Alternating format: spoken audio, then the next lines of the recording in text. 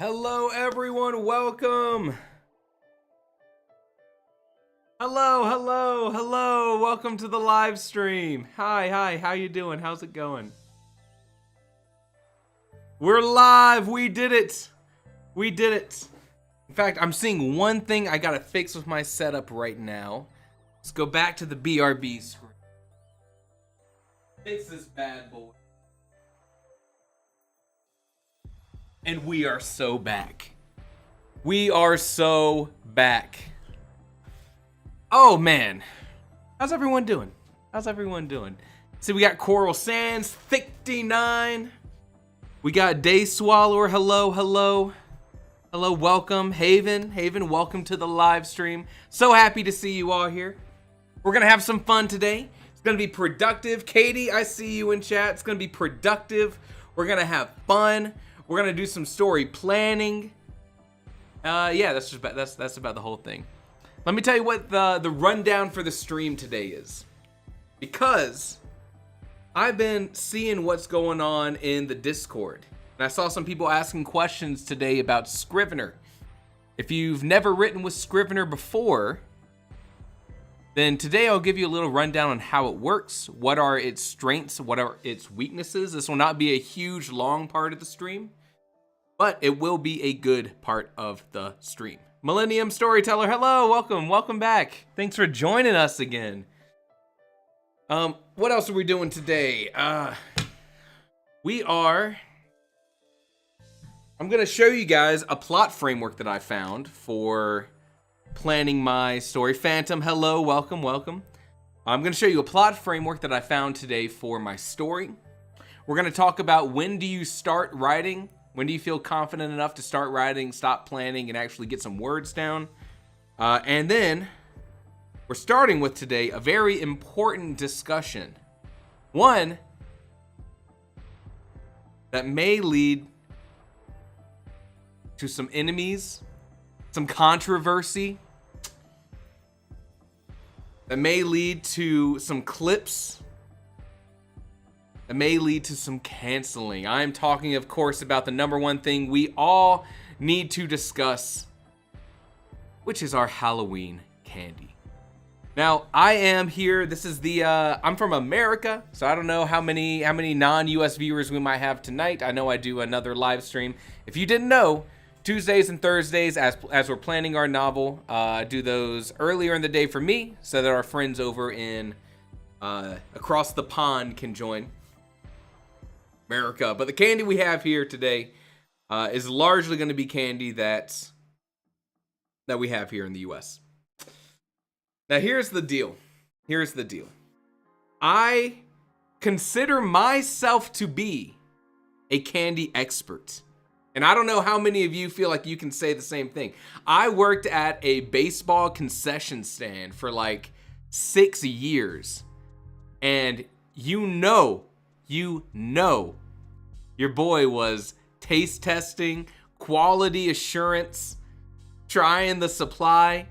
Man, if you have any questions about Gatorade flavors, I got you. Any questions about candy, I got you.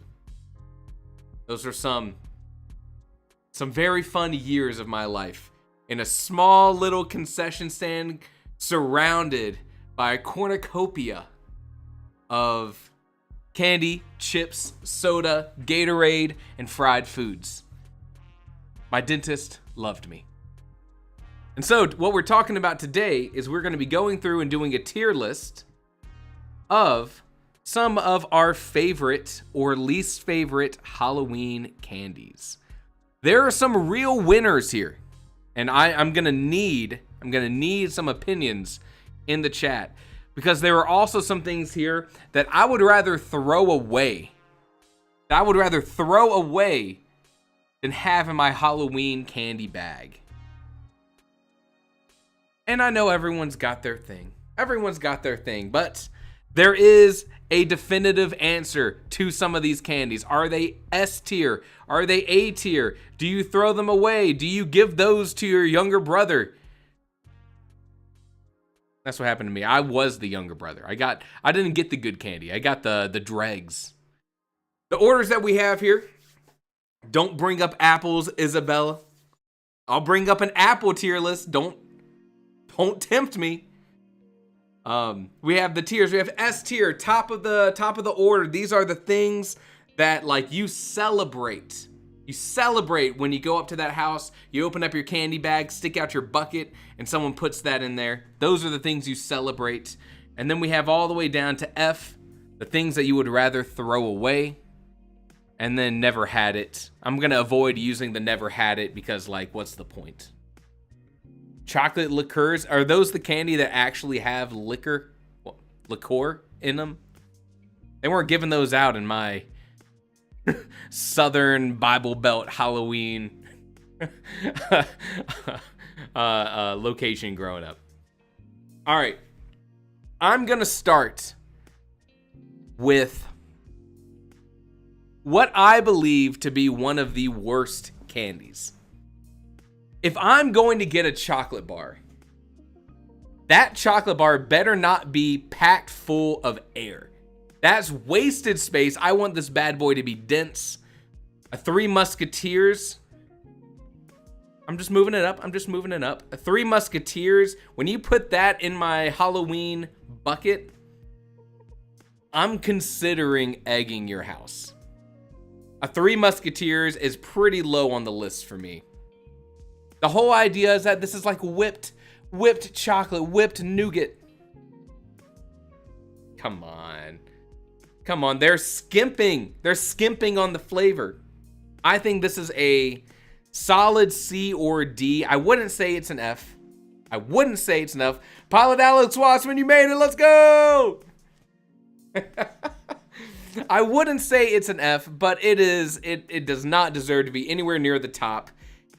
Katie says it's an A. Oh, no, Katie. We're going to get to the A's.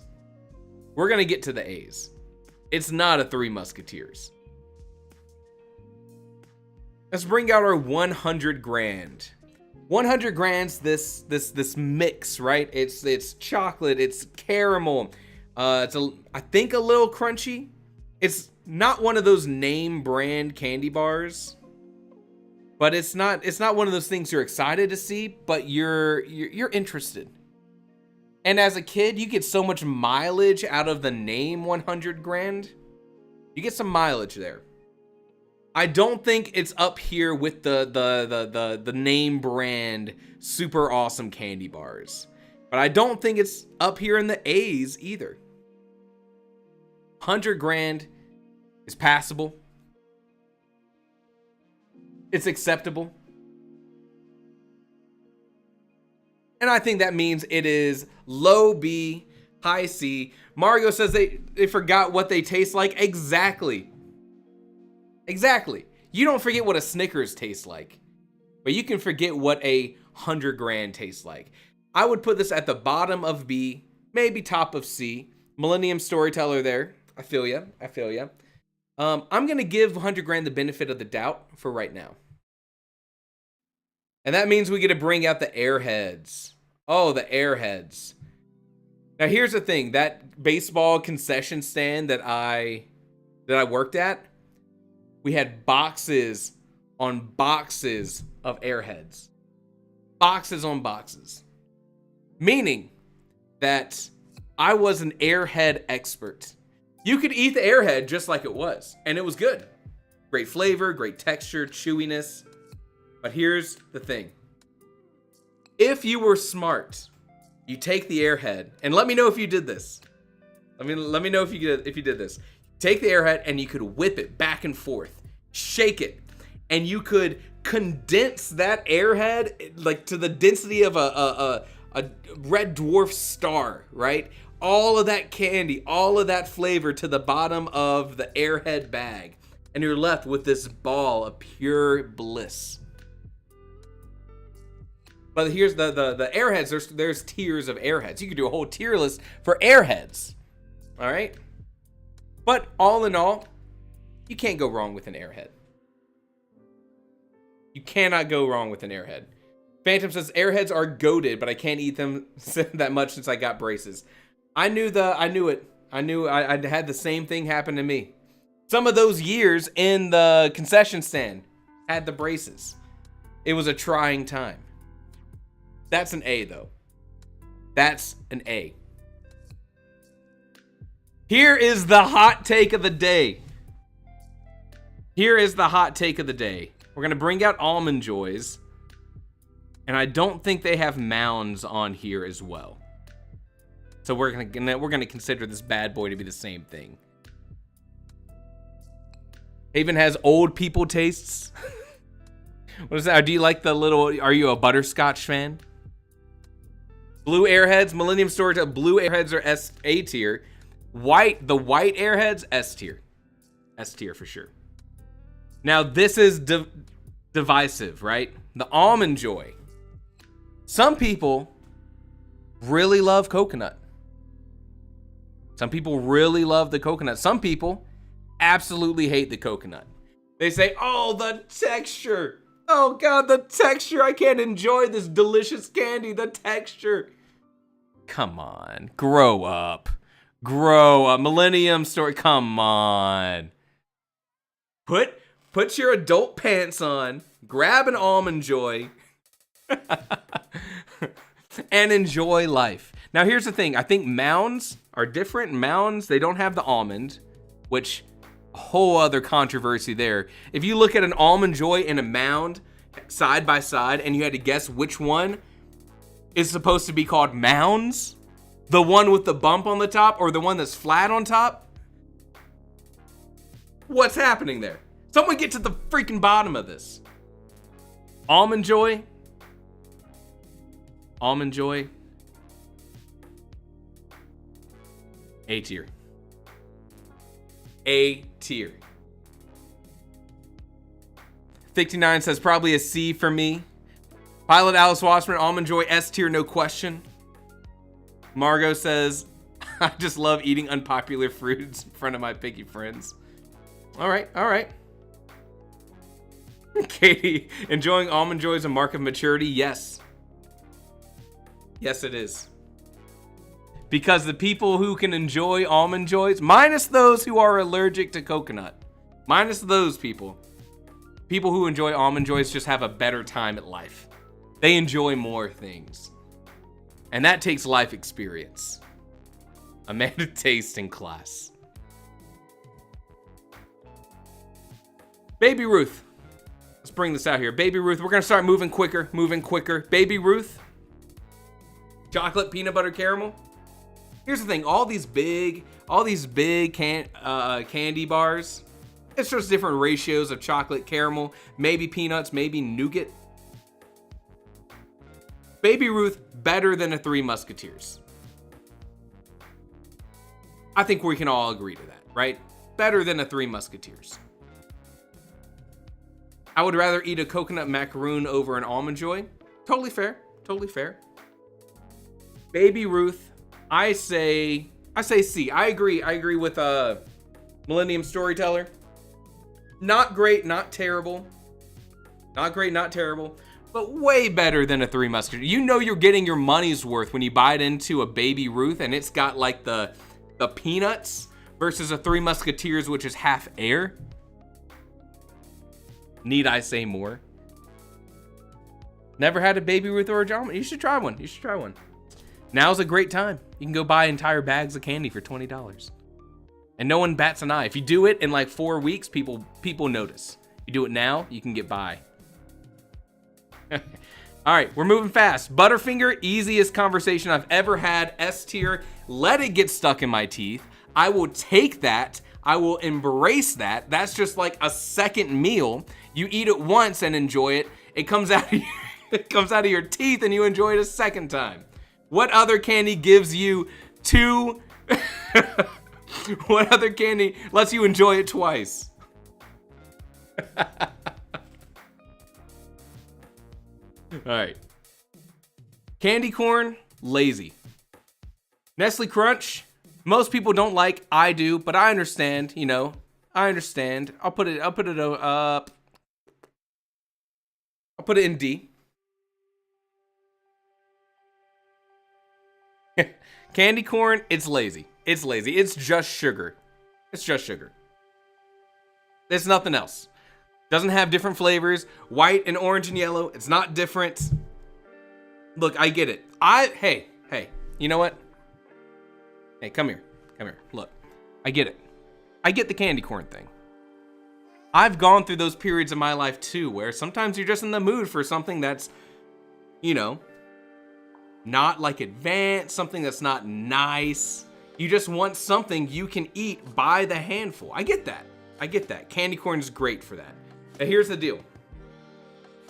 One time I was in Virginia for work, and it was around the Halloween season. I was missing home. I get it. I was missing home. And I grabbed a bag of that candy corn over at the grocery store, and it said made with real honey. And I'll tell you, I tore that bag apart all week. Every time in my hotel room, flicking those bad boys in the air, catching them, eating them, loving them. But let's be real. If you go to a house at Halloween and they give you candy corn, not Nerds, not Baby Ruth, not Butterfinger, not Airheads, they give you candy corn. Candy corn is something you buy for yourself because you're sad. Maybe that part's a little too far. Great slingshot ammo. Candy corn plus peanuts. That's pretty good. Remember what I said about Butterfinger getting stuck in your teeth and it's like a second meal? Well, Dots are like that, but bad. Dots are like that, but like, it's not enjoyable when it gets stuck in your teeth. Katie says, I feel attacked. Alex Watcher says, the absolute disrespect. Look,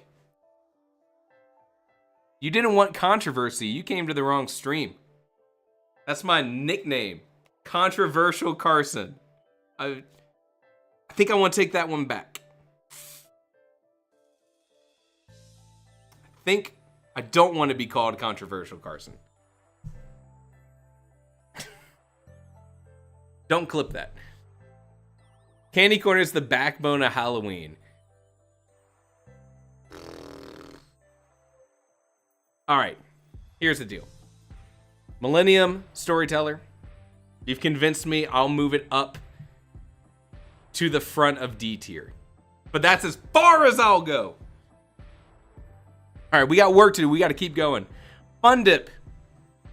Sugar powder, sugar stick.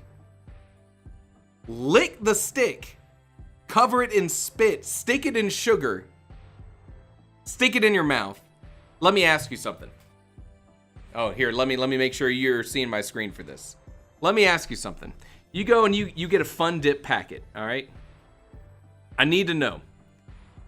You get a Fun Dip packet. You take your sugar stick, you juice it up, right? You stick it in the powder, take it back out, you put it back in your mouth.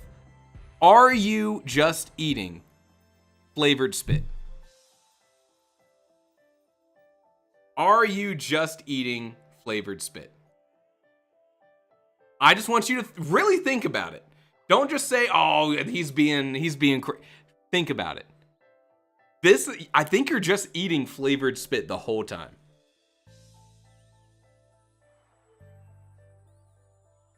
I get it. As a kid, there were times when I was like, you know what? It's addicting. Get me the Fun Dip. But I think as I've grown older and wiser, matured, this is D. You are eating flavored spit. Thank you, Random Rider. 6-year-olds are easy to dupe. You heard it here first. Gummy bears, easy S tier. Even if you don't like gummies, you can admit that a gummy bear is a better than average candy. And for the people who do like gummies, it doesn't get much better. My favorite candy of all time, sour gummy worms. Not very far away from a gummy bear. I get it. Heath, let's move fast. Let's get through this. Heath needs more chocolate. Top of C. It's still an experience. It's like that Butterfinger effect. Put it in the grooves of your teeth. Make your mouth totally smooth. If you want smooth teeth, if you've ever been curious, try Heath. That should be their motto. They should look into that. Standard Hershey's, as mid as you can get. I'll put bottom of B. Hates the texture of gummy stuff. I get that. I get that. Now, the hottest take here. So appropriate. The hottest take. I know this is going to split the room. Talk to me about hot tamales. Talk to me about hot tamales. Because, come on. You either love them or you hate them. Isabel says bad candy. End of conversation. Katie says awful. Random writer, this is cinnamon. It's just hot. It starts out spicy and then it gets less spicy and more just spiced, which is a different thing. Boo, hot tamale suck. All right. You know what? I feel like we've got a good group of people here that know their stuff. That sounds absolutely disgusting. I choked on one as a kid and never had them again. 59, you didn't know it, but life was doing you a favor. I'm glad you're okay. Hot tamales, straight F. Straight F. And I noticed there's no one. Oh, I see Haven. Haven is the one who's possibly defending the hot tamales. Haven. Read the room. Read the room. Jelly Belly jelly beans. The sheer variety puts it in S.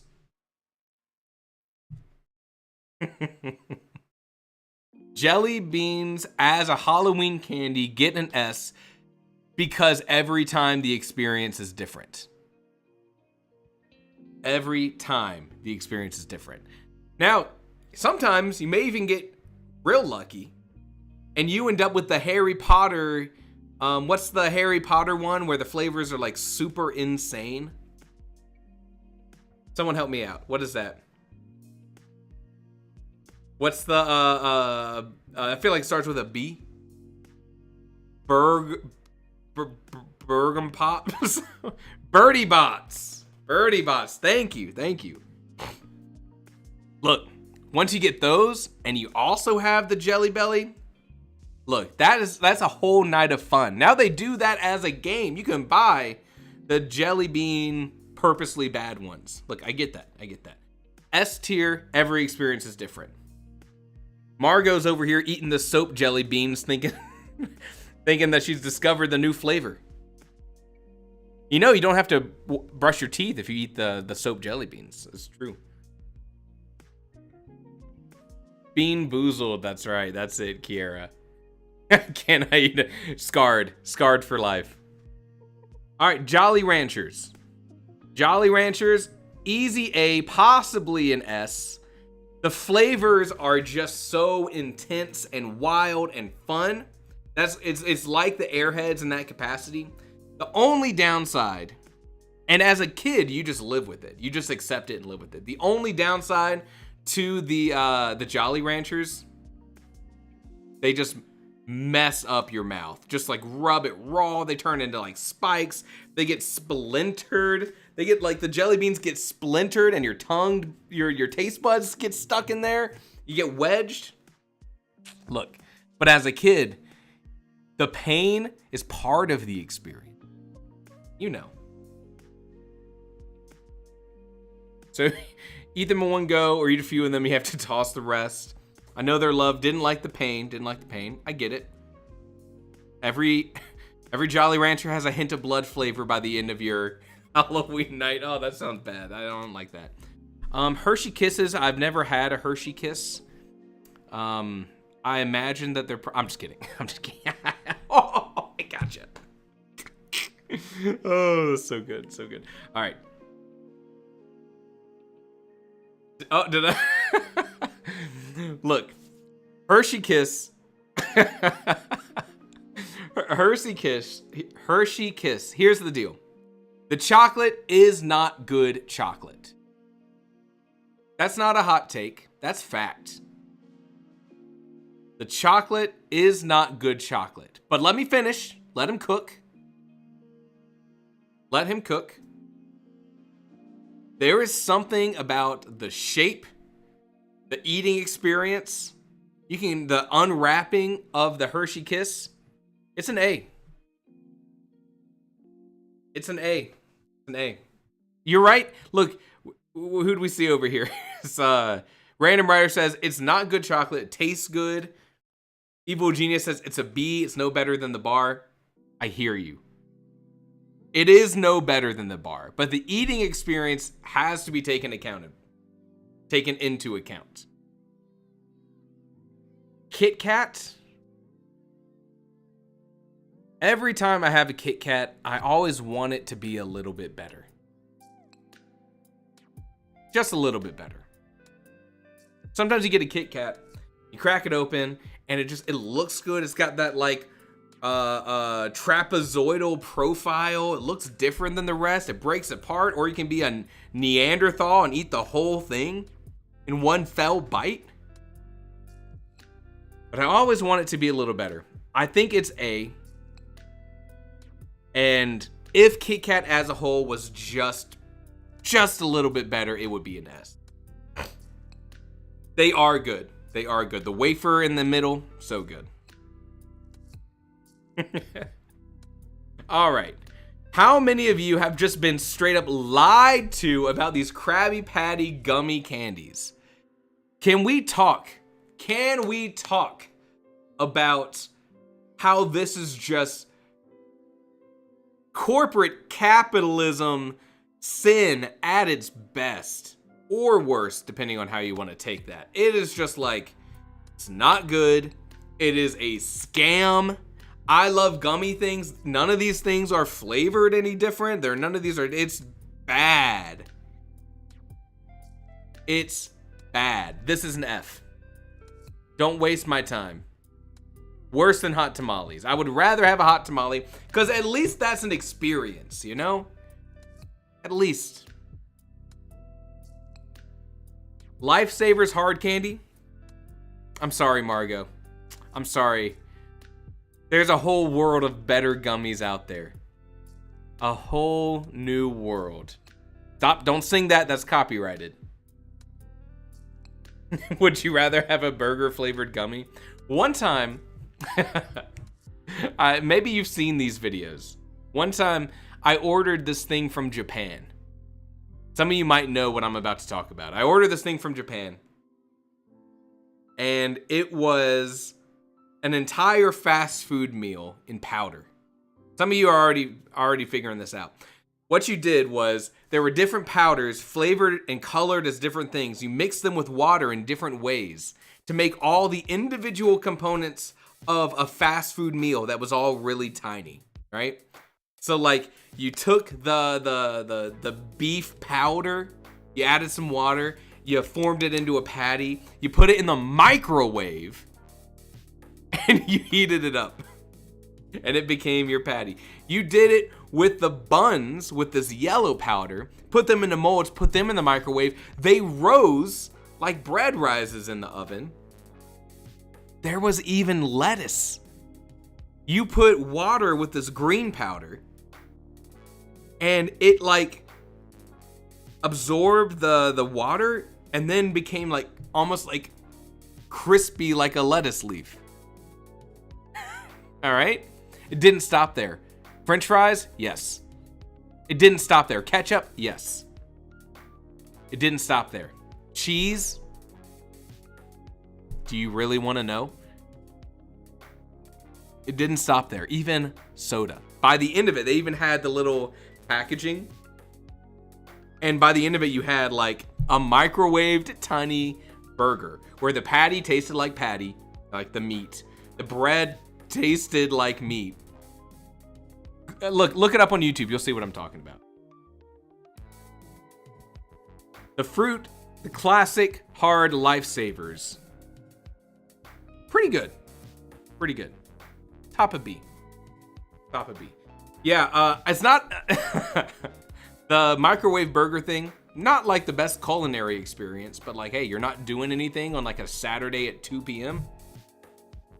What else are you gonna do? Oh my God, Winto Green. Winto Green. Lifesaver mints. After you've had a ton of candy and you just need to freshen up, don't brush your teeth. Have a Winto Green Lifesaver. This might be an old person candy.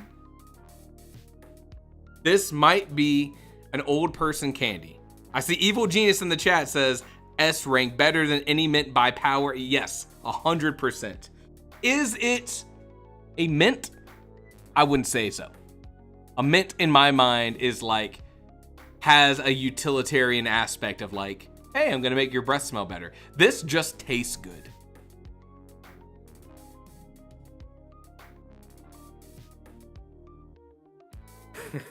I used to mainline mint lifesavers as a kid. Same. All right, lollipops. What are these dum-dums? This is a hard one. There's so many varietals. So many varietals of dum-dum. There is one best. There's actually two best flavors of dum-dum. What do you think it is? What do you think in chat are the one or two best flavors of dum-dum? Because there is a correct answer. One widely acclaimed. There's one that's widely acclaimed as the best. Everyone's in on it. And if you're not in on it, then you don't know. And two is a hotter take, but I'm seeing it in chat. Cotton candy and bubblegum, root beer and bubblegum, blue raspberry, root beer. The de facto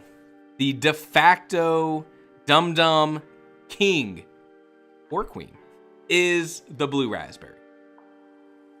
Not only do you eat it and love it, but everyone else knows that you ate and loved it because you're showing it to the world, my friend.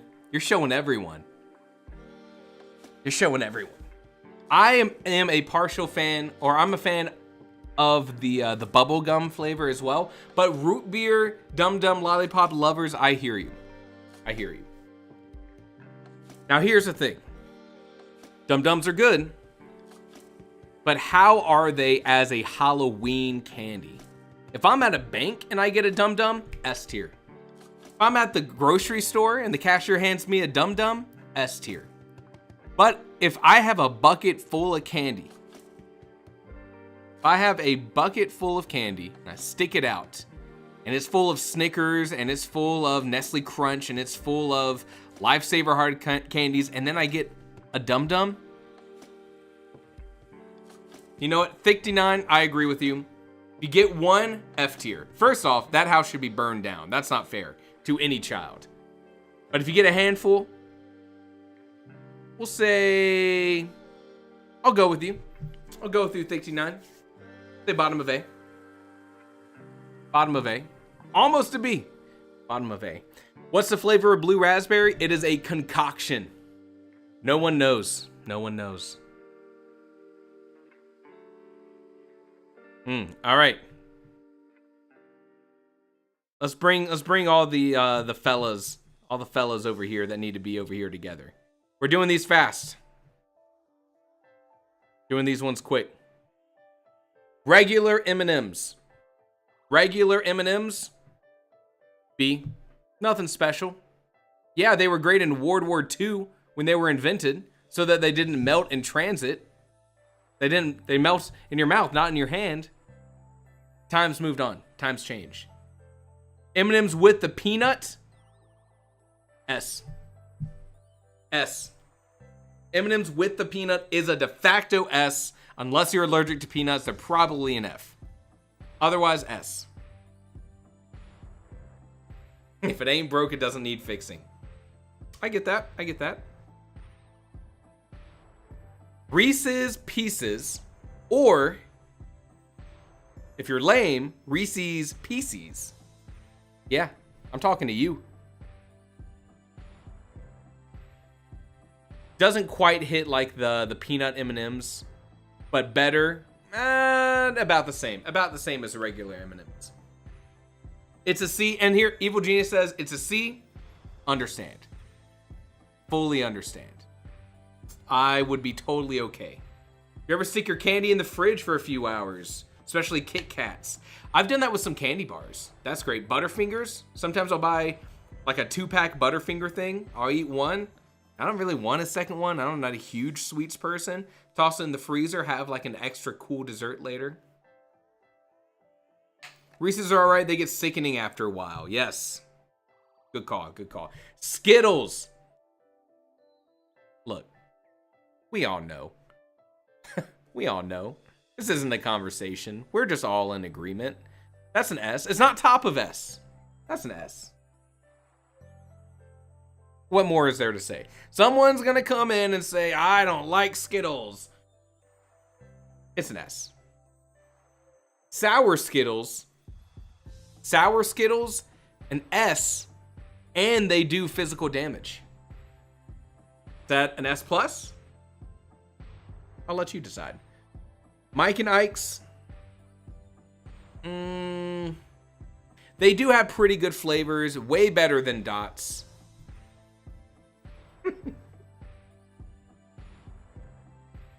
Remember when they accidentally had drugs in a specific color Skittle? Evil Genius, what are you? You're being an evil genius right now. What are you? I've never heard about this. Caused by a beetle. Okay, not a nefarious person. Milk Duds. This is a dad candy. Am I right? This is like what your dad eats and you're like, dude, come on. This is a dad candy. But they're not bad. These are the ones that are crispy in the middle. You know, they have like that wafer. Another tooth ruiner. Shout out. That's right. Let's bring out Rolos while we're in this sort of like individual things. Rolos, sleeper. Rolos, sleeper hits. Tell me I'm wrong. Rolos have the best caramel in the game. You stack up a Rolos caramel flavor versus any candy bar that has caramel, Rolos wins 10 out of 10. When it comes to the quality of caramel in a candy, Rolos wins 10 out of 10. I hardly ever got Rolos. I hardly ever got them, and I'm sad about that. I'd put them A. Pretty high A, too. All right, we got to wrap this up. There's way too many candy on this list. We've been doing this for 30 minutes. Nerds. I have Nerds upstairs right now. I can still crush a pack of Nerds, especially when they used to come in the two, like the divided never mind, the divided Nerds box, and you were like, I'm gonna slide over one side for strawberry, I'm gonna slide over the other side for grape, or you're gonna be an animal and just like double barrel that bad boy. That's an A. Pretty much. You know if someone liked you if they gave you their last Rolo. That's a ride or die friend. Pretty much. Any candy by Wonka is going to be S, A, or B. Pretty much. Milky Way. I never go out of my way to have a Milky Way. They should make that their motto. But I respect it. It's a name brand, Mars bar kind of thing. Top of B. I could be swayed to put it higher. But I think when it's comparing to like the Snickers, I mean, come on. I'm not even going to discuss the Snickers thing.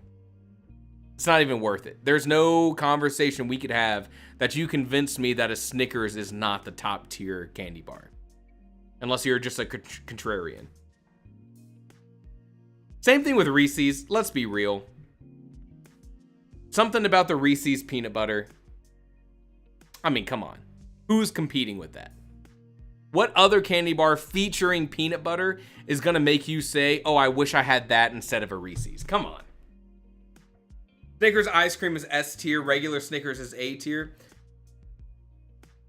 If we are in a tier list comparing the two, I feel ya. But in a tier list of Halloween candy, S tier. Now let's talk. There's two things on here that simply do not belong. There's two things on this list that are like clearly do not belong. All right. We all see them. It's the elephant in the room.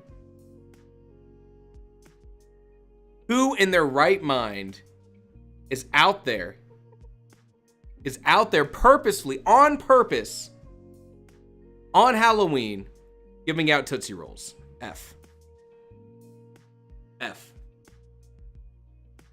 Get that crap out of here. Hey, Liz, let's go. We got author Ari Holding in the chat.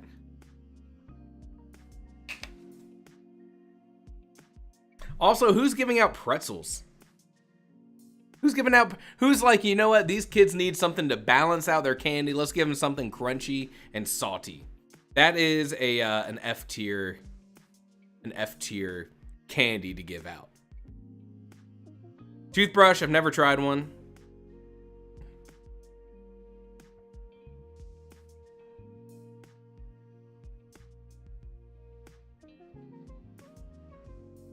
All right. Ring pops. Our ring pops, I guess, are still a Halloween candy. I feel like this was some of like, you had your average houses that are giving out like, hey, like here's your Smarties, here's your, you know, your standard Halloween candy. And one tier up, one little scoot up, you have the people who are giving out things like the ring pops and like the full starbursts. Ring pops made you feel like a dang like King Louis IV walking around decked out in jewelry, right? Just one ring pop is kind of like just getting one lollipop, but it's like bigger, you know? If you're walking around with 10 ring pops, you got, I think those would be considered like brass knuckles. That might be illegal in some places. So maybe it's a good thing we're not giving out ring pops.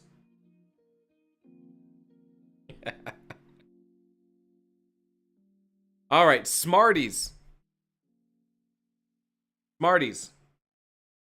This one, you know what? Like, I get the idea, like, Smarties over here, it's just, like, you bite into it, it's just chalk. It's just powder.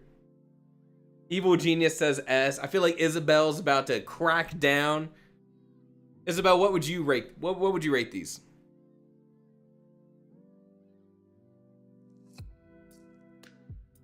Because I think Smarties, G, I think Smarties aren't anything special, but are good. Especially, all right, I'm bringing it back.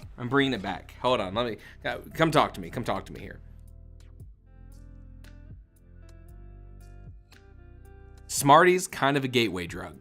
Am I right? And if you know, you know. If you don't know, I'm about to tell you. How many people here, and it's okay, hey, this is a safe space. How many people here did that thing where you take your Smarties, you rub them together in the package, right? You don't unwrap them.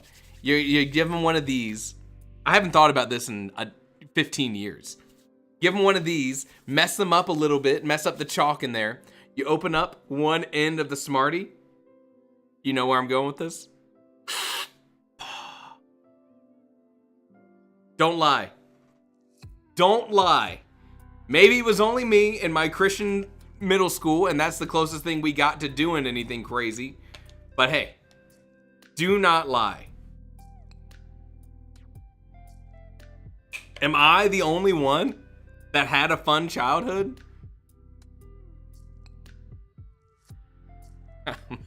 Simply the fact that you can smoke these keeps them at a F. They're really not that good. I still like them. As a fan of chalk, big fan of Smarties. Classic Evil Genius. You're not supposed to breathe it to your lungs. You can hold it in your mouth.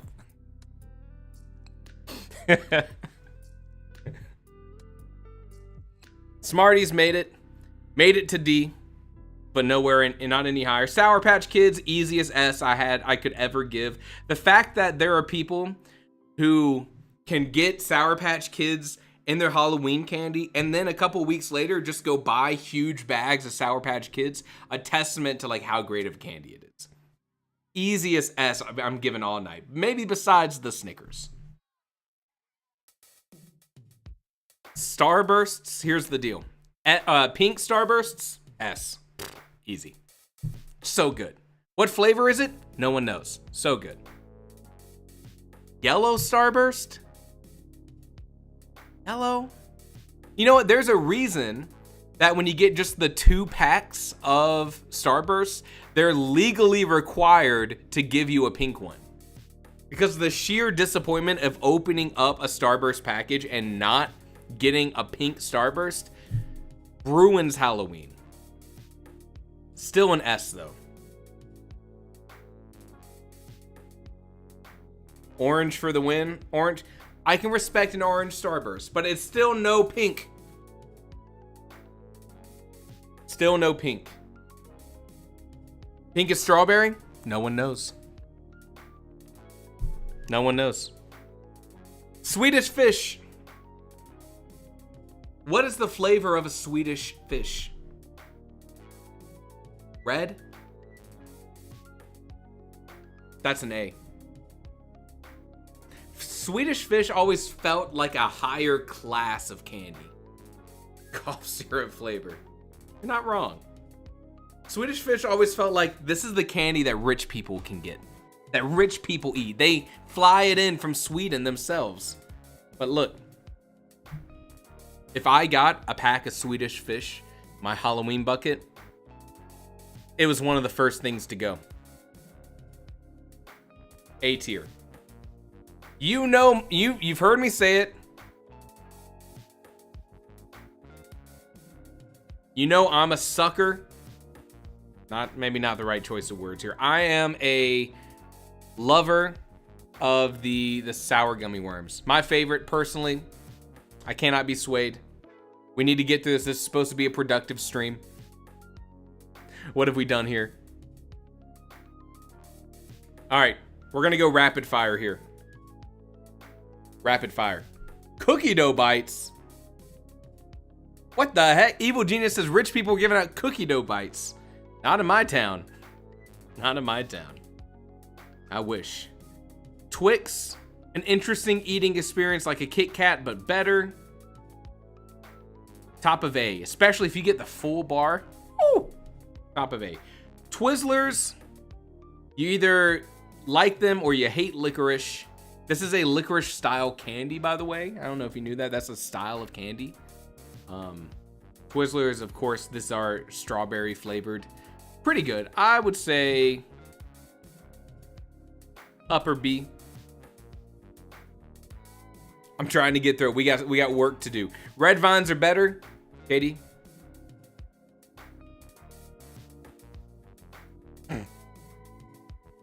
Read the room. Read the room. You're read the room, Katie. Welch's Fruit Snacks. I was not getting Welch's Fruit Snacks as a kid in Halloween. Maybe some people would say they're bad, but if I got a Welch's Fruit Snack in my lunchbox, I would be thrilled. I'll put this C. I think they're great. Maybe some people would fear that maybe they're too healthy. Oh, Karina. Oh, we wish you could stay. Remember, you can find the VOD, the stream recording. You could even skip all this candy stuff. It'll be in a playlist I'm putting down. Right now I have it linked below. I'll keep adding all of our live streams there. And I promise we will be productive soon. Whoppers. Dad candy. Straight up dad candy. D. You know what? No, you know what? I'll put them up here with Milk Duds where they belong. They're like kind of the same thing. Lastly, our York peppermint patties.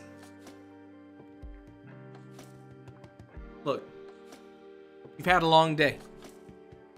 You know what? Hold on. You've had a long day. You walked up and down the street dressed as a green goblin or princess or bear or the bee from the Bee Movie. And you're tired. You've eaten your candy. Full. The texture of sugar around your teeth is overwhelming. You gotta brush your teeth. Got to. You're a kid. Maybe you don't. But you should. You know you should. You pull out the very last thing in your Halloween bucket. It's a York peppermint patty.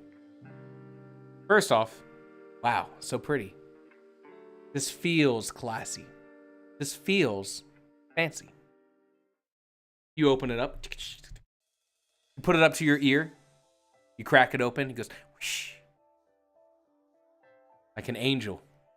An angel's wings brushing by you as it flies to heaven, leaving you with the gift of the gods. You inhale peppermint, but more than that, more than just the burn of peppermint, but the sweetness that comes with it. And that treat at the end of the night makes you remember that life can be beautiful. York. 70% less fat. S tier. Need I say more? Not top of S, don't get me wrong. Above the Lifesaver mints, though. It's a hillbilly dinner mint. We used to, when I was growing up, there used to be this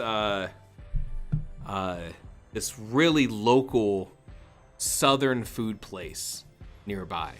And I mean, you go there and it is like lined with like pictures of old guys catching fish, newspaper clippings. It's been in the same family for 2 decades. It's built out of wood. The floors creak. They serve fried chicken livers. And we used to always pay an extra like 25 cents a piece, maybe even more, on the way out to get a York mint. Perfect ending to fried chicken liver dinner. This video is sponsored by York Peppermint. 70% less fat and gluten-free. Do you want to be a writer like Stephen King? York.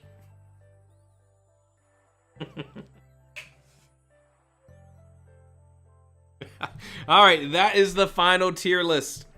I will share this tier list, the screen capture here, and the link to this tier list in the Discord if you want to do your own and share it. I'd love to see how objectively wrong you are and how objectively right I am. Thank you. Let's go be productive. Give me a second to go post this over in the Discord, and then we'll do our thing.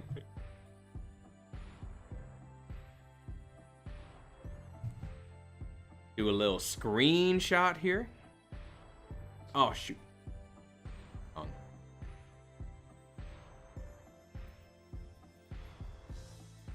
I highly recommend you do a tier list yourself. They are a lot of fun.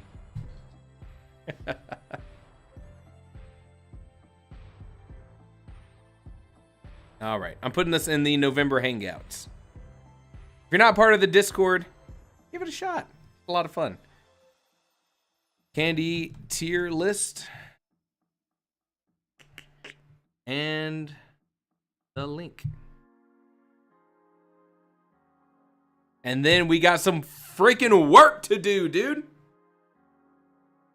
We had our fun. Now we do our work. Apple tier list, look. Here's the deal. I get 1 rant a stream. 1 rant. That's the rule. 1 rant. I can't remember if I said this in the last one. Me and my cousins used to play this game called Don't Get Me Started, where you would give someone else a topic and they would have to go on like an impromptu rant about that topic. So you'd be, oh, don't get me started on a York peppermint patties. And then you go off and you just rant. So this is one rant a stream so that we can, like, we just spent 55 freaking minutes over here. We got work to do. Let's get real.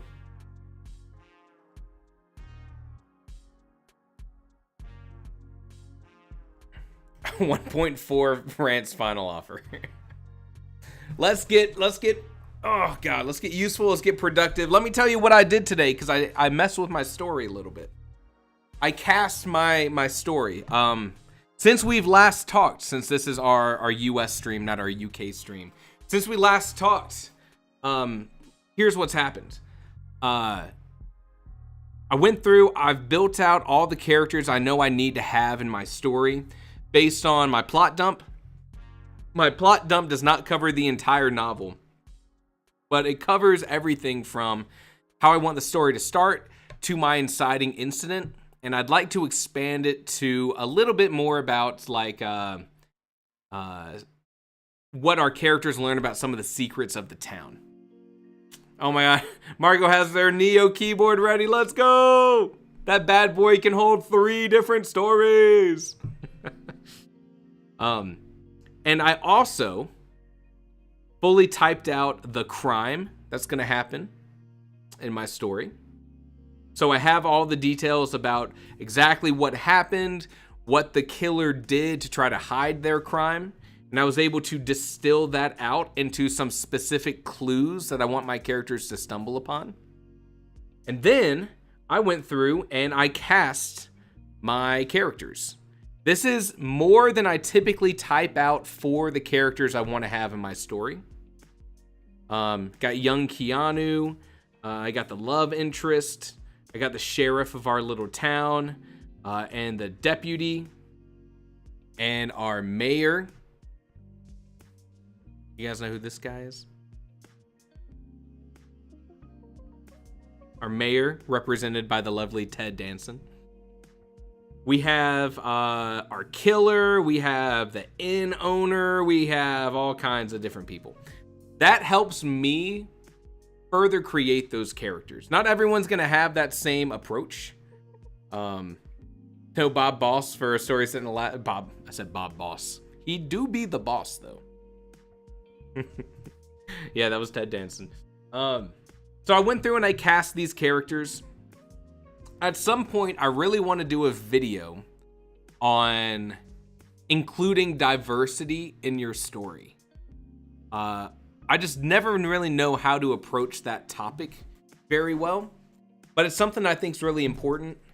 So one day I'll talk about that, but you know, every time I cast my characters, I do try to make sure that I'm not accidentally just creating a cast of white characters or a cast of all the important roles go to men and the women are not in any of those roles, or you know, something like that. So that's a conversation for the future, something I probably need to do a lot more sort of research on how I want to approach that topic, but it's something I recommend you keep your noggin thinking about. I have not put together a mood board. A lot of people I've seen in the Discord talk about how they enjoy having the mood board. I do want to show you what I use for the mood board. And this is like 10 out of 10, one of the best sort of bits of free software I can recommend if you like doing mood boards.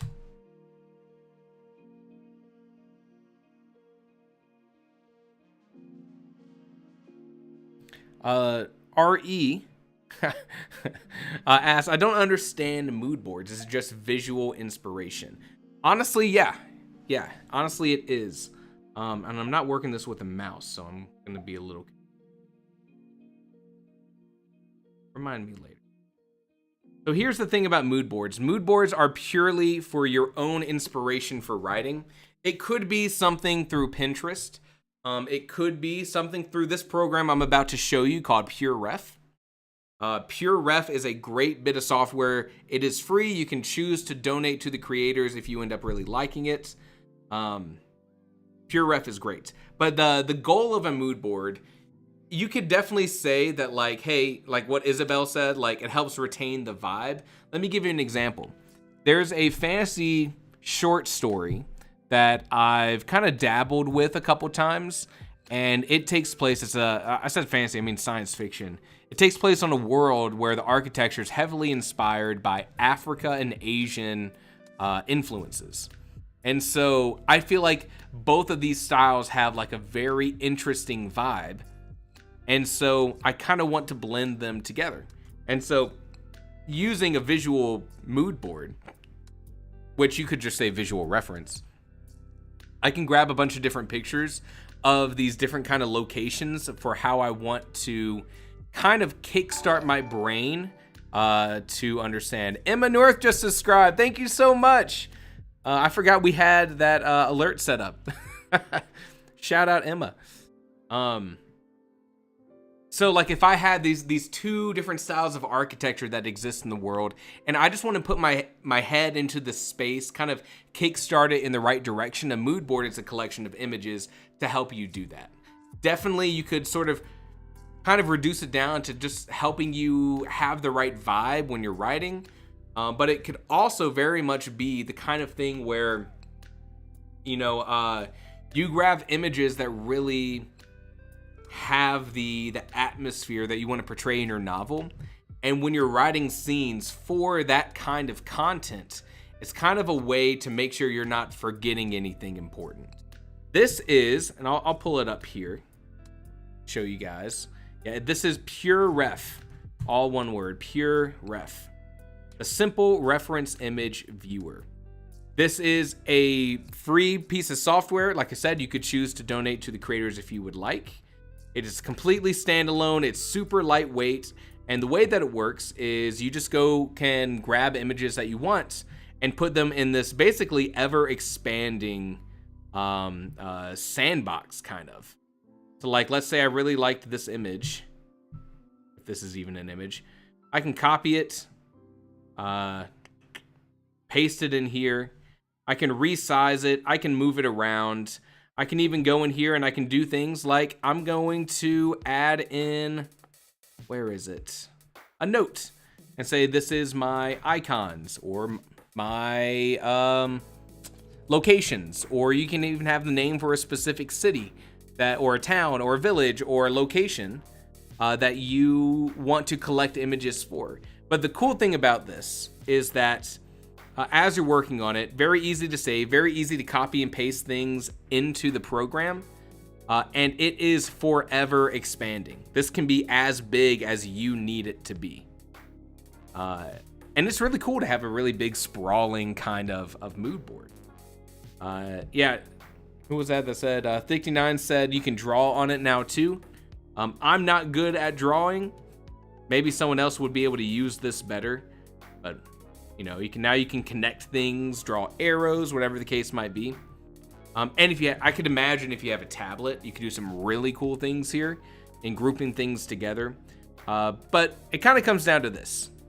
You can pin it to always be on top. You can be working in your program of choice. Have your mood board over here to be able to write in and work in. And scroll through and gather resources. It doesn't go away while you're writing, so I can be over here typing things and still have it up here, even though it's a different program. Very lightweight, very responsive, very fast. If it's not free, I would make sure that you're going to download it. I think the last time I did it, they had an option for you can pay what you want. And if that's wrong, then let me know. Yeah, so if you would like to use this program, I think you put in that you want to buy it for free, or you can choose to donate, like I said. So play around with it. You can always go back and choose to do that donation. So I've noticed people using mood boards. I think PureRef is the bit of software. Karina, goodbye. We'll see you in the Discord. I think PureRef is pretty great. I don't use mood boards a ton. When I have, PureRef makes it so freaking easy.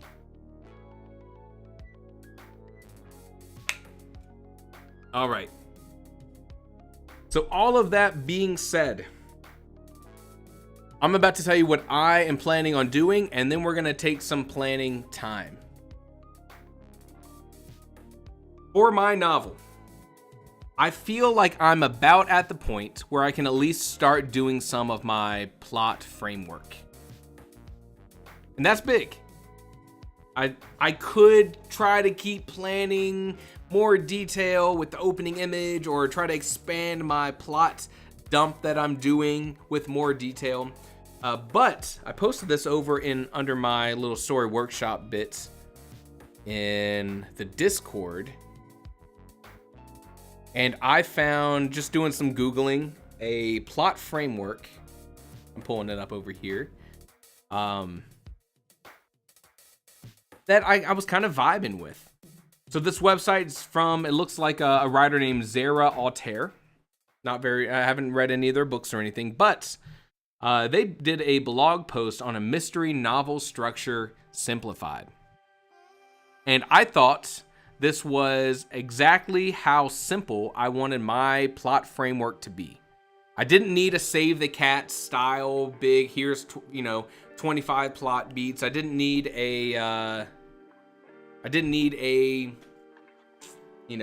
50 chapter breakdown of my novella. When I saw this, I was like, you know what? I think that's just about all the guidance I need for how I want to write. And then I can make this my jumping off point for how to plan my novel in a way that's more familiar to me based on the guidance of this thing. So maybe not everyone's doing a book that requires some element of mystery, but this is something that's relevant to my plot.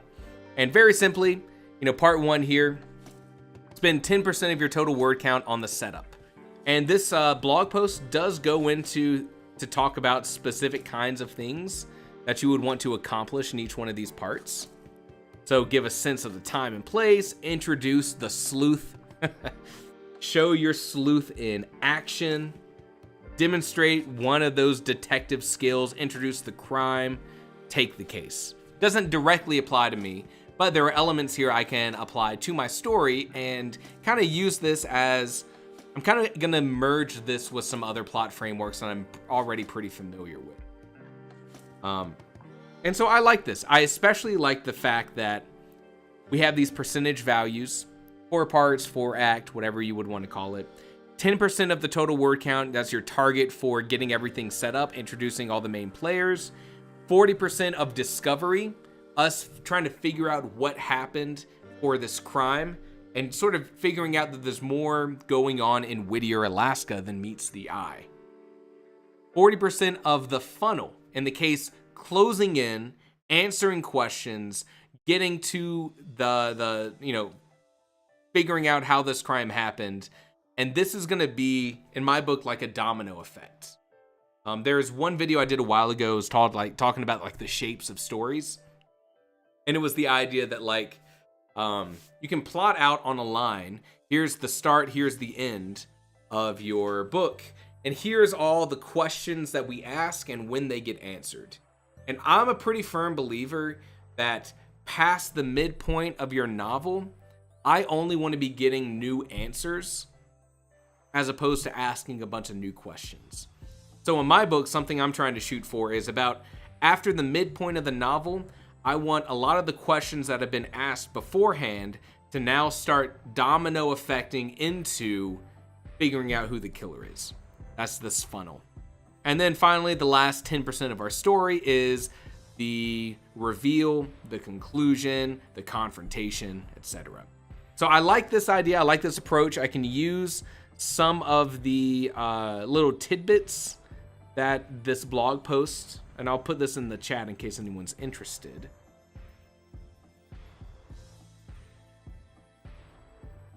See if I can do.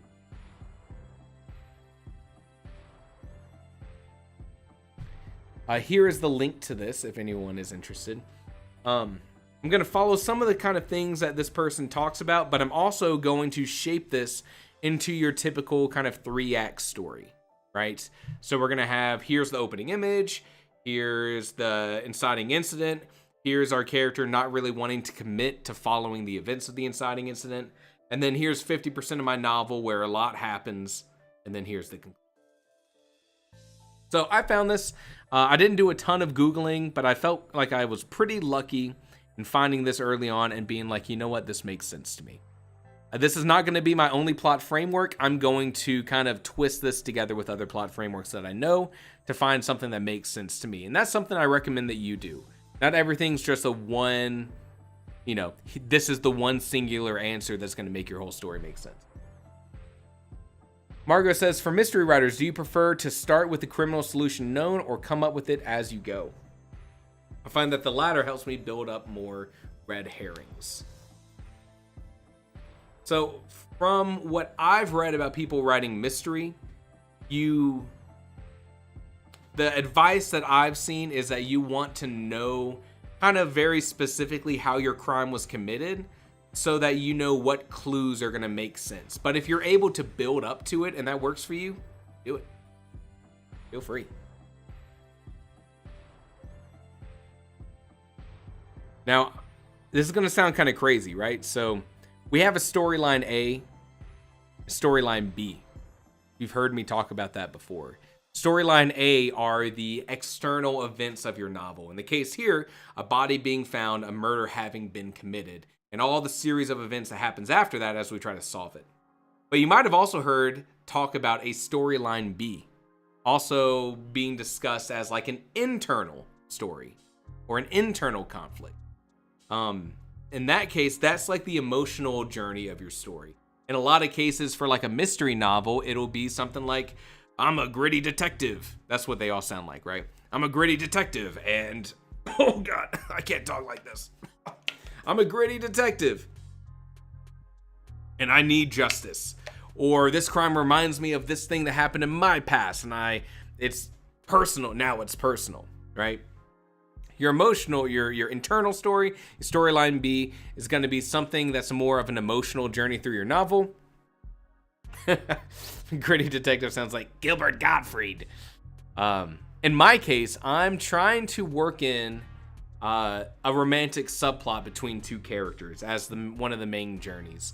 So I will be using, in addition to this plot framework and like the 3-act plot framework, I'll be using what's it called?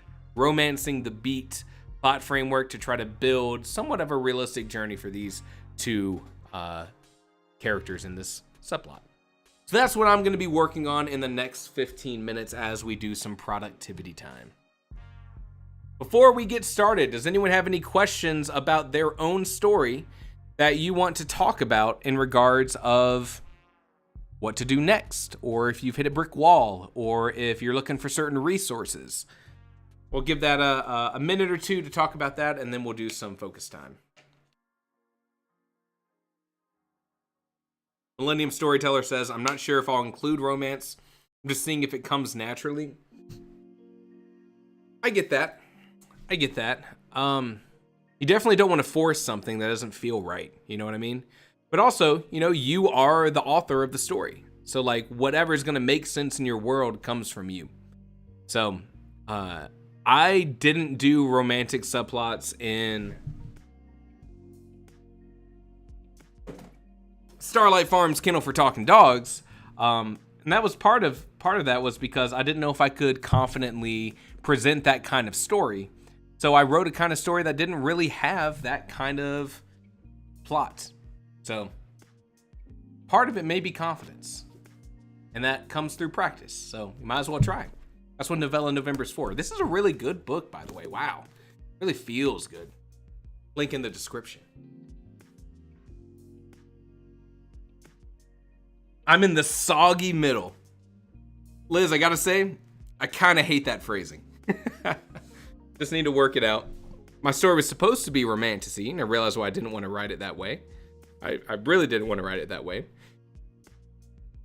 I have a question. I'm planning on switching POV between first person and third person limited. How do I plan around those shifts? They're attached to specific characters. Number one kind of big thing is going to be your chapter breaks. I have a video coming out, not tomorrow, but I think next week on chapter breaks. And that's when your perspective shifts most of the time are going to happen. Think like Game of Thrones. Every chapter from a Game of Thrones in the books is a perspective switch. Yeah.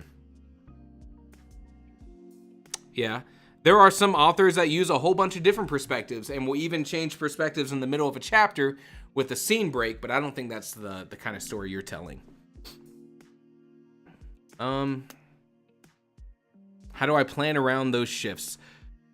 If you're asking how do you, like, when do you know to make the perspective switch? It's kind of tough because it depends on the kind of story you're telling. I'm currently a book coach for an author who's writing, who is writing a story that has 2 timelines, one in the past, one in the future, different characters. And so what we did was I actually took their beat sheet that they had planning out their story, and I visually put the timelines down to see like when the shifts were all going to be happening and for how long we were talking about one story versus another story. You might want to, that requires you to kind of plot your whole story out, but that was really useful for us to do. It helped us see that there was one storyline that truly was like the main story to tell versus another storyline that was sort of supplemental. We also got to see when there were, in this case, like flashbacks, and when they take place and why they take place. It was really helpful. So if you can plot your story out, that would be a good call.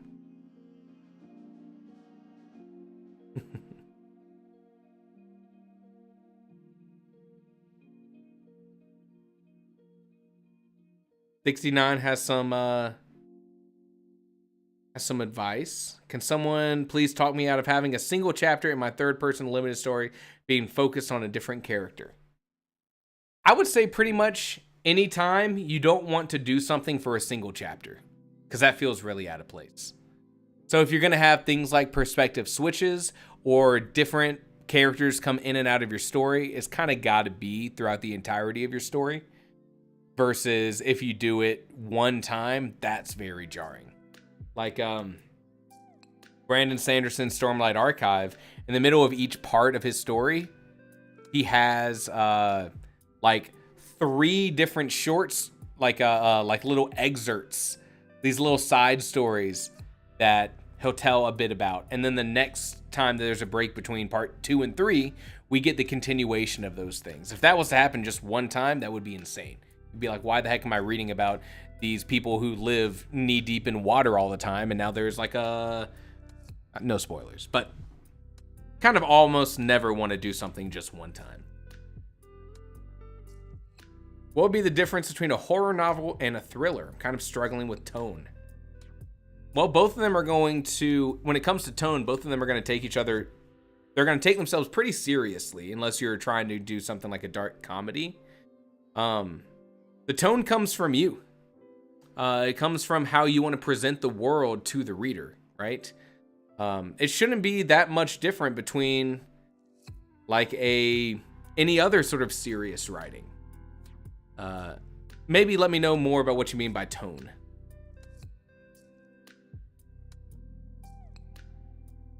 All right. I'm going to let you guys tackle any other questions in the description. I'm going to put 15 minutes on the timer, and we're going to do some productivity time. Let's freaking do it. Good luck, everyone. I'm turning the lo-fi music up, and I'm turning my voice down. Let's go.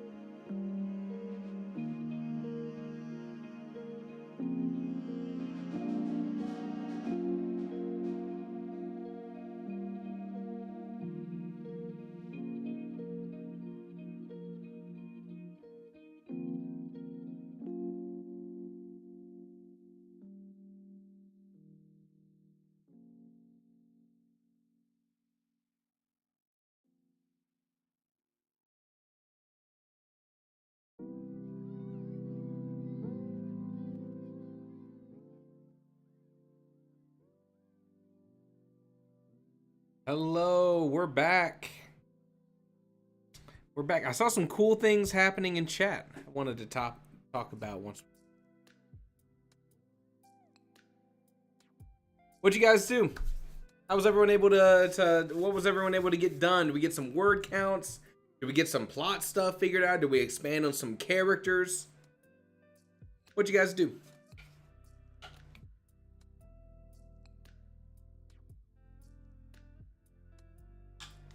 Liz, were you able to get some more robust character sheets?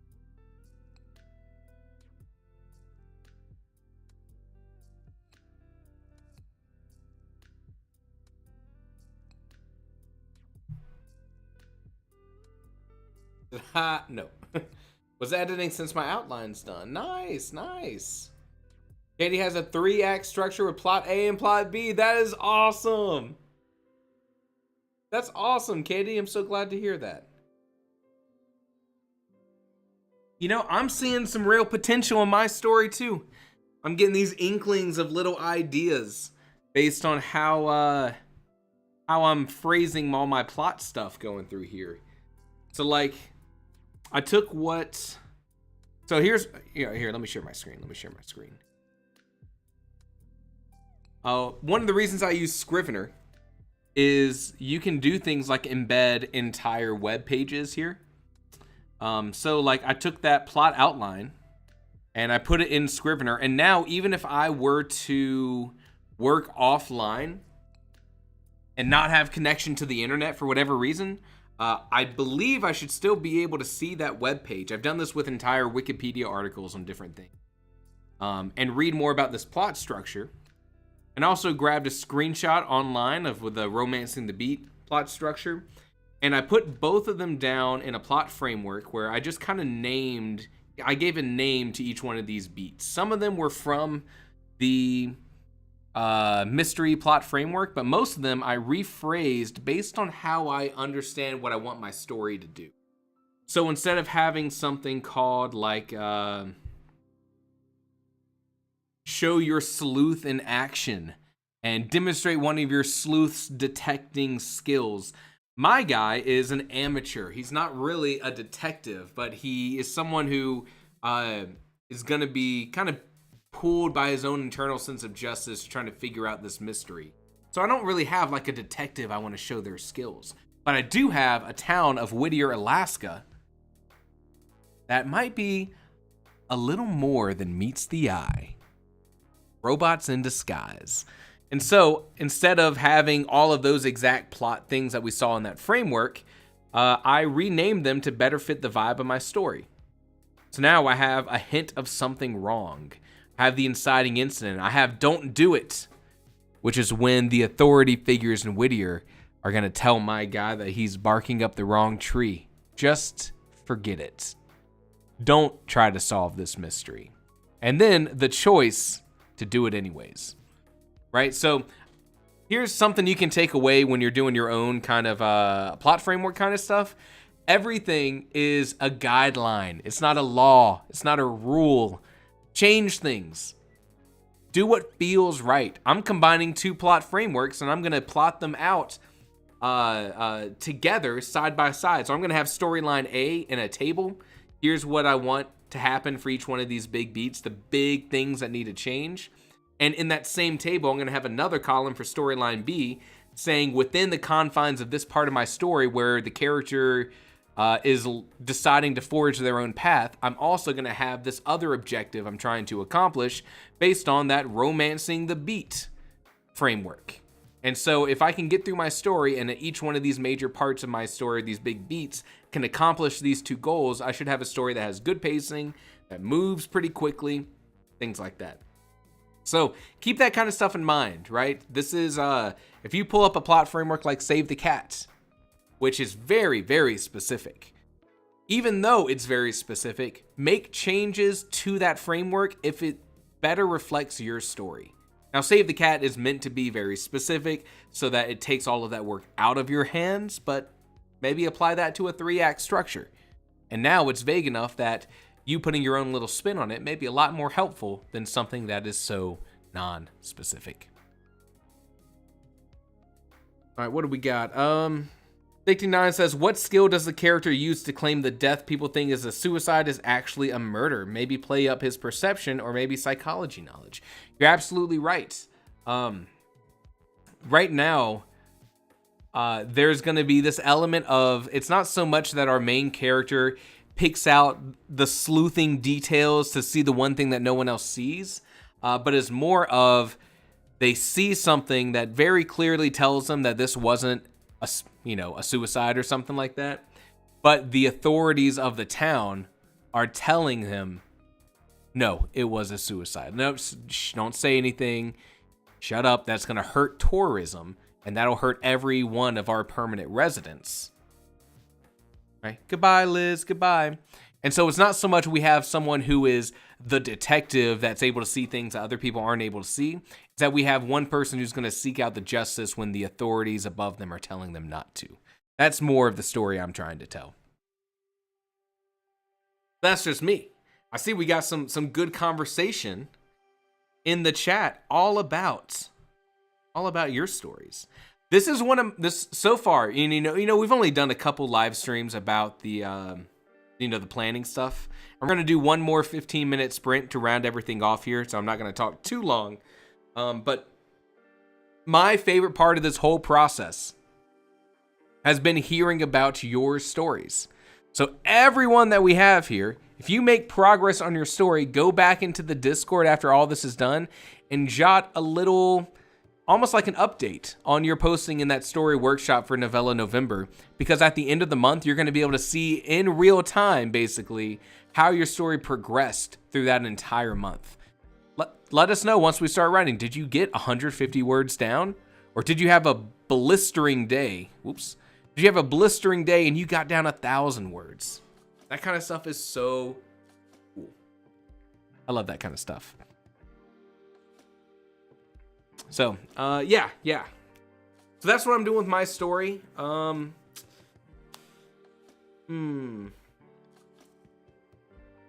I saw, and I can't remember who posted this in the chat. Someone said that they are organizing their plot, I think, with actual note cards or post-it notes up on the wall.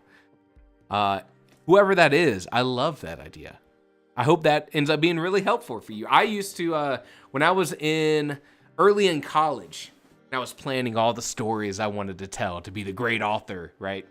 None of those stories came out. When I was planning them, I went, yes, please, Isabel, definitely post a picture in the Discord. That would be awesome. Might inspire a bunch of other people to give it a shot too. I went over to Home Depot and I bought, what was it? Melamine is maybe what it was called. Basically, this whiteboard material that wasn't an actual whiteboard, but it was like a quarter of the price for a 4x8 foot sheet of it. And I just like plastered that entire 4x8 foot whiteboard up on my wall in my computer room, and I would just grab a marker and I would fill that entire 4x8 foot up with tiny little handwriting about all of my characters, all the stuff about my plot. I would write the entire plot synopsis by hand on that whiteboard before I would then sit down on my computer and start typing. And it was so much fun, so satisfying to have it like up on the wall. And people who would come into my room would see like all of this scrawling. I'm sure I looked like a mad person, but it was super awesome. Katie says, hey Carson, does it matter if I give a bit of the climax and resolution away on the Discord? I'm thinking of sharing my plot map over there. Katie, my opinion, and this is going to change based on everyone. My opinion is that it pays way more with helping other people understand maybe how to plan their own story, to be transparent in how I do it. So like I have my entire crime for what happens in this novel typed up, and it's right here up on screen. If you were really curious, you could pause it and see exactly what the spoiler crime for this mystery book would be.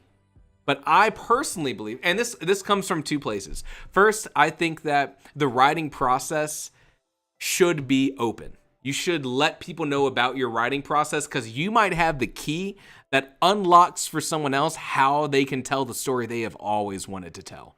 That's like my mission in life, right? That's the whole idea behind this channel, was like, if I can be transparent about how I do my writing, maybe that'll help someone else. The second thing is, I personally don't think a spoiler changes the experience of the novel. Maybe it changes that one, gotcha moment where it's like, whoa, like I didn't see that coming. But like, I will read the IMDb trivia page of a movie that I'm currently watching and go through the spoilers, because I don't really care about that twist as much as I care about the entire journey of the movie. And that's just my personal opinion. So it's up to you to decide. If you are unsure about whether other people will mind or not, you can always put a spoiler tag in the Discord before your post. But that's just me. Isabel says, I don't know, and then there were none, felt pretty revolutionary reading it unspoiled. Okay, I mean, there's always going to be exceptions, and like the best Agatha Christie book is probably going to be, one of those exceptions. Some people read the last page first just to make sure it has a decent ending. That seems a little psychotic. That seems a little crazy to me. But to each their own. To each their own. We had POV from the killer, and it's still some spoilers! Isabel, spoilers! Just kidding. All right. Let's wrap this up with the our last 15 minutes of productivity. We can at least go out of the same. We did 30 minutes of hard planning. Hard planning. We can do 30 minutes of great productive planning to end the stream. And at the end of it, I think I'll feel pretty good about soon starting to write. I personally don't have to do a ton of planning before I start writing. Everything I planned is like guidelines to help me get in the right direction. So Katie, I didn't know the candy thing was going to take an hour or whatever. But I had a good time, and I hope you guys did too. So with that being said, let's take these 15 minutes, do something productive, touch your story in some way, whether it's expanding on characters, whether it's figuring out plot stuff, whatever the case be. Good luck. Heads down. Let's focus. You guys.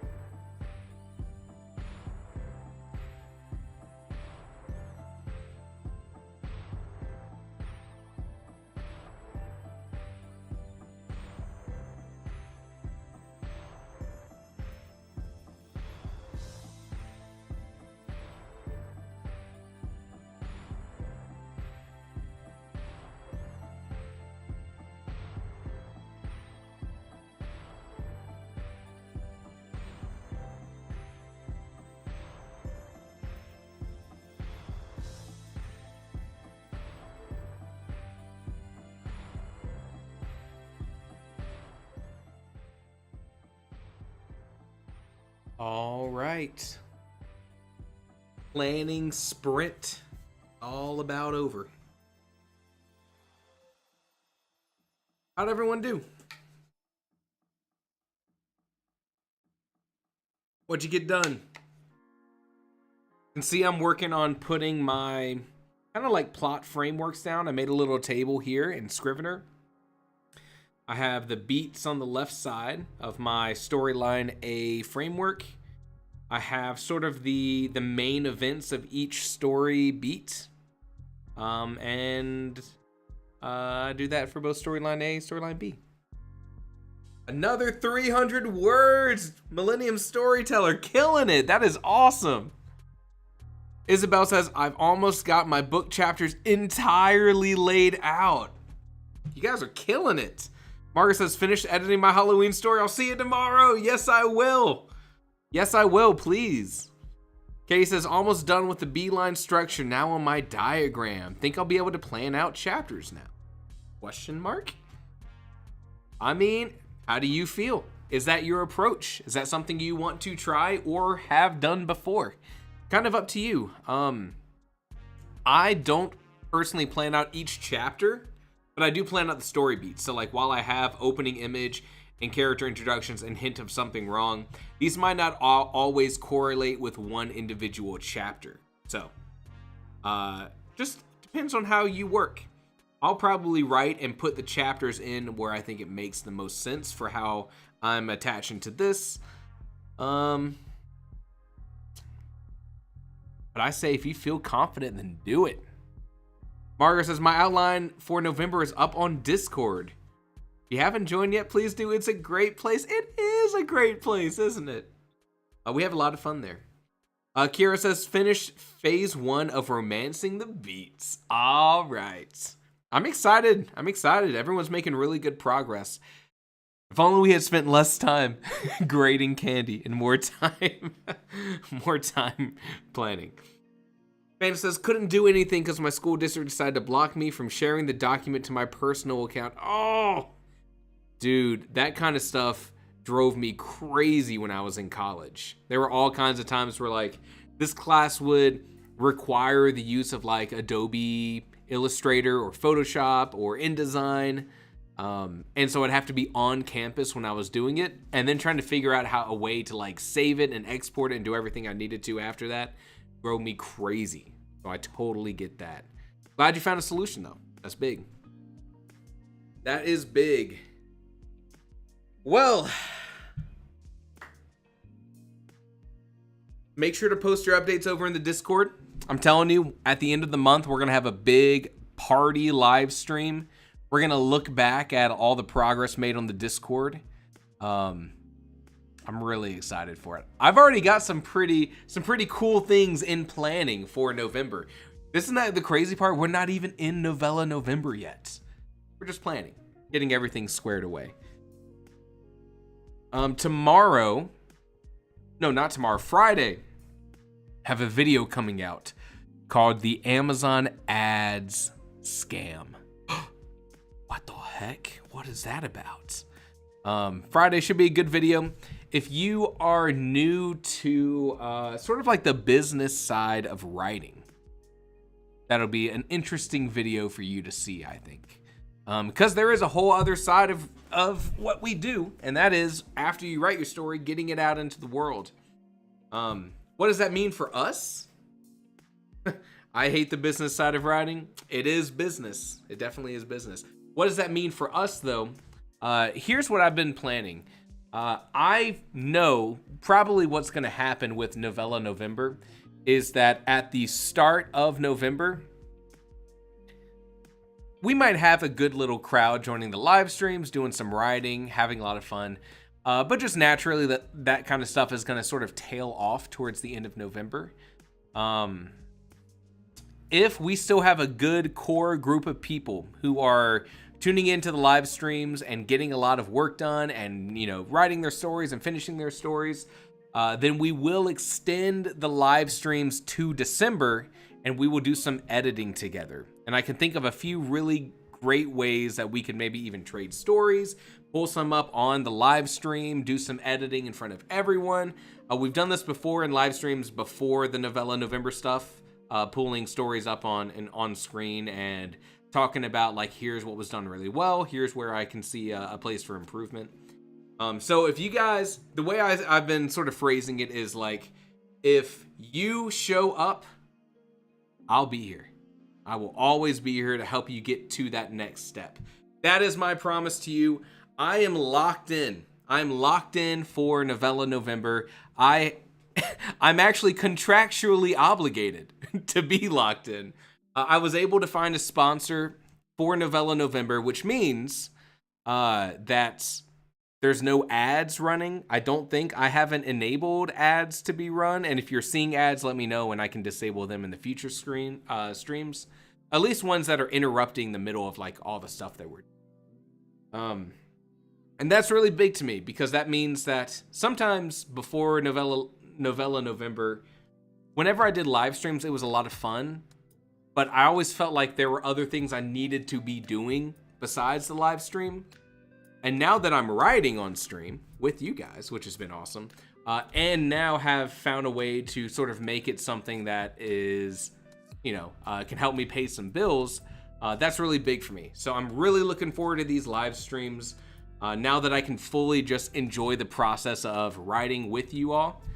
And I don't know, I'm just really excited for it. I hope you guys are too. Links in the description for the past videos. If you missed some of the past ones, remember the schedule, the time that we're streaming right now, that's going to be Monday, Wednesday, Friday. But I will also be doing live streaming in a little bit earlier in the day. For me, it's 11 a.m. to 1 p.m. and that's Central Time. For those who cannot make these, who might be living across the pond or just have a different schedule, who are available at different times. If you are still wanting to have someone to sort of guide you through that writing process and give you some structured writing time, you can always watch those VODs whenever you're able to, just to have, if you need someone or you enjoy this kind of style of we're talking, we're chatting about stories, now we're gonna go be productive. Otherwise, if you write on the days that I'm not live streaming and you tune in for the live streams, you will have a finished book by the end of November. That's awesome. That's mind blowing. So I'm excited. I'm going to go ahead and wrap up this stream. Maybe go on a little walk with the dogs outside. Thank you everyone for joining me. Post your stuff in the Discord. If you have some super cool thing that you want to share, ping me. I would love to see it, especially if you got note cards or post-it notes all up over the wall. I want to see how it looks. And that's all I got for you guys. That's all I got. So I will see you at the next one, hopefully. Friday, we start Novella November.